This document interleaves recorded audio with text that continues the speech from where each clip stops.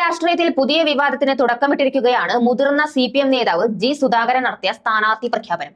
Party ഔദ്യോഗികമായി സ്ഥാനാർത്ഥികളെ പ്രഖ്യാപിക്കുന്നതിന് മുമ്പ് നടത്തിയ ഈ പരാമർശങ്ങൾ വലിയ ചർച്ചകൾക്ക് വഴിവെച്ചിരിക്കുകയാണ്. എന്നാൽ ഈ പ്രഖ്യാപനങ്ങളെ ഗൗരവമായി എടുക്കേണ്ടതില്ലെന്ന നിലപാടിലാണ് കമ്മ്യൂണിസ്റ്റ് പാർട്ടി ഓഫ് ഇന്ത്യ നേതൃത്വ. വ്യക്തിപരമായ പ്രസ്താവനകളല്ല, പാർട്ടിയുടെ ഔദ്യോഗിക തീരുമാനങ്ങളാണ് അന്തിമമെന്ന സന്ദേശമാണ് CPM നൽകുന്നത്.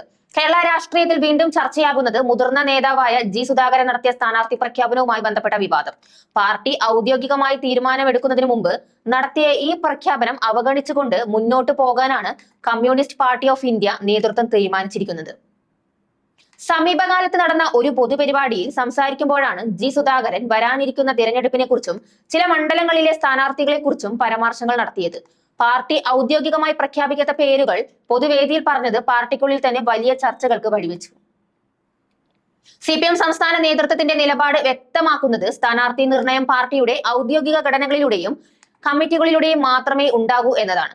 അതിനാൽ വ്യക്തിഗത പ്രസ്താവനകൾക്ക് പാർട്ടി പ്രാധാന്യം നൽകില്ലെന്നും നേതൃത്വം വ്യക്തമാക്കിയിട്ടുണ്ട്.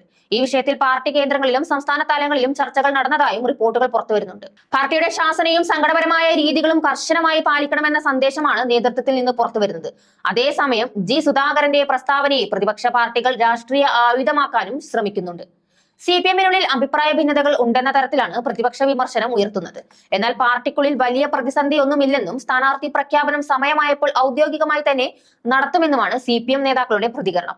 ഇതോടെ ജി സുധാകരന്റെ പ്രസ്താവനയും CPM-ന്റെ നിലപാടും ചേർന്ന് കേരള രാഷ്ട്രീയത്തിൽ പുതിയ ചർച്ചകൾക്ക് തുടക്കമായിരിക്കുകയാണ്.